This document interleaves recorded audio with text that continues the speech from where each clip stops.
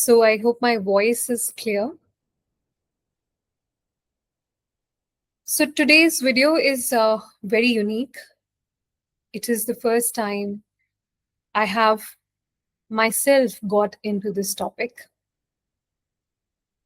Because understanding has been a bit established, I thought of just sharing in form of video and keeping it for some people who probably would want to use it for whatever work they're doing, whatever aspect of life, sadhana, even for people who are into astrology, maybe this thing could be of some use. Today, we are going to talk about the chakra, the Kaal Chakra. To understand Kaal Chakra, we first have to understand the shabda or the word chakra. Chakra means a cycle, a loop.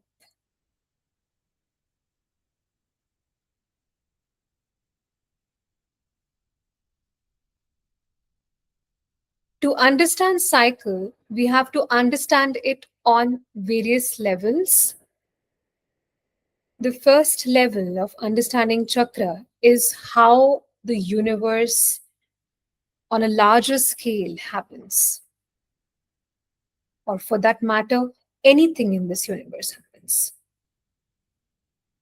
First, something comes, the birthing, the sustenance of that. And in the sustenance, slowly it grows and hence further on decays and dies. This is what happens on the universal level, macrocosmic level in everything. So when the unmanifested Shiva Tattva manifests itself, it manifests itself first as Kala or time. In a way, Shiva lays himself in form of time. When Shiva lays himself as time, the whole universe starts to happen in that matrix of time. Everything that happens in this matrix of time becomes cyclical, it gets caught up in that. If you see on the universal level, everything births, everything comes out, takes birth, sustains, grows further, and decays, and ultimately dissolves and dies. It happens in the whole universe in every aspect of life.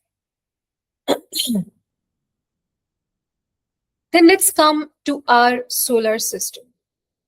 The sun is in the center, and the earth is moving around it, revolving around it. The moon is revolving around the earth. This is a cycle. Of course, it's a cycle.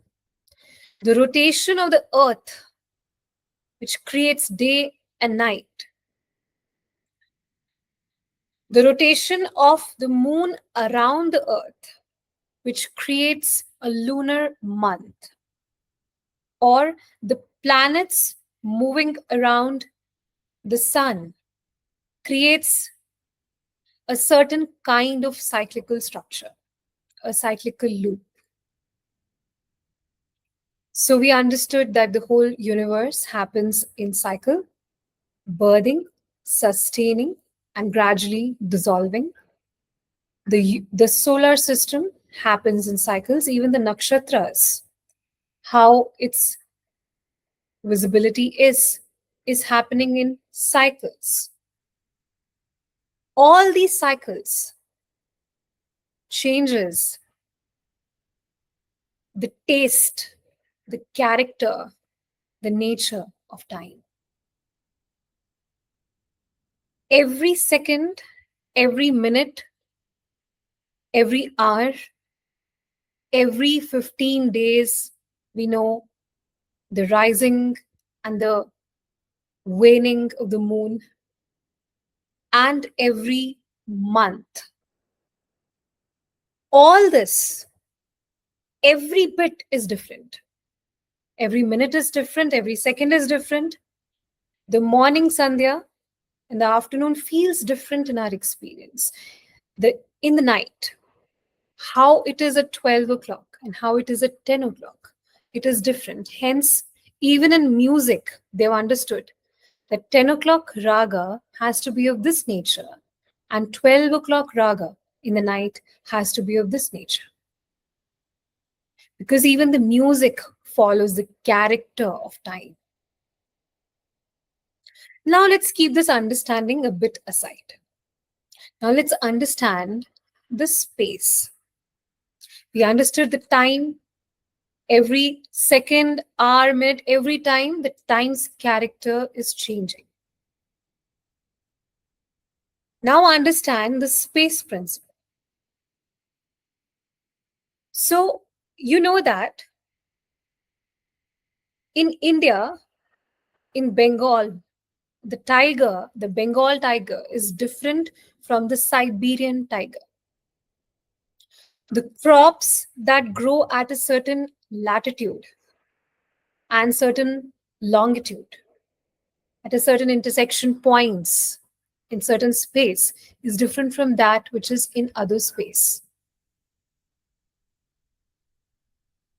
The time, every time we move from one latitude to longitude, the time, the weather, everything changes. The life that's happening in that time and space intersection is also changing. The crops are changing. The life on the earth is changing. The life in the air is changing. The life in the water is changing. So every time and space intersection points, the life changes. The life is not same. The quality, the character of time itself is different. And when it comes in certain time zones, certain spaces, it becomes even more different. When how is this time having its own character? Because of the alignment of planets, sun, moon, and constellations. So all our solar systems alignment influences the time, the character of time. The character of time influences the space. And when these space and time comes together, creates a certain kind of alignment and quality and variety of life. So till now it is clear that variety of life, the changes of life, is not just, as science says, habitat. It is true, the habitat changes, the life changes. But what is even more true is the habitat is not ultimate in everything. There are two more layers to look at. Habitat is born out of time and space intersection. The time and space is born due to the alignment of sun, moon, stars, and Navgraha.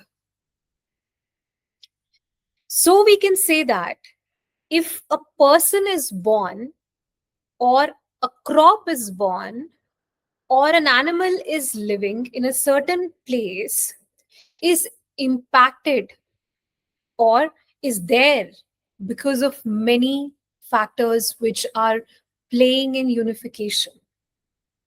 So we can deduce this, the time itself creates a certain cosmic geometry which makes the possibility of a certain kind of life to happen at a certain kind of place on earth dimension. We can also say that the time creates a portal for the life to happen, and even the exit of life. So we can say this: the time is the biggest player of life, because the life is infinite, the life is boundless, time's play is boundless. So, what we need to come out of all this chakra, this Kaal Chakra,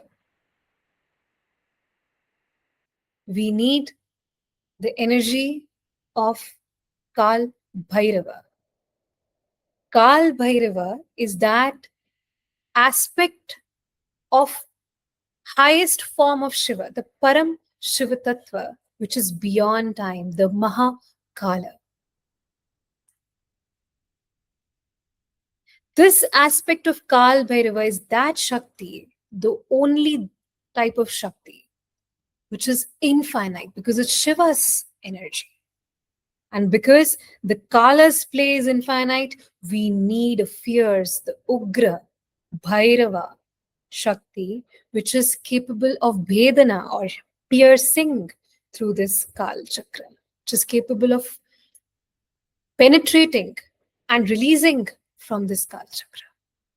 That form of Shakti of Shiva is called Kaal Bhairava, the Shakti which helps you release from your own cyclical patterns and the cosmic patterns. How own cyclical patterns? As I just said, time becomes a factor for a certain life. Time and the alignment of cosmic geometry becomes a portal for a certain kind of life. Because time itself, as I said, has a character, it's itself a conscious dimension. So the geometry of time gets imprinted on the life, or the life itself carries that particular alignment. This is the fundamental rooted fact which makes the whole science of astrology not as a myth, but a living science. The Jyotish or astrology is called Vidya, the one which helps you take you beyond is Vidya.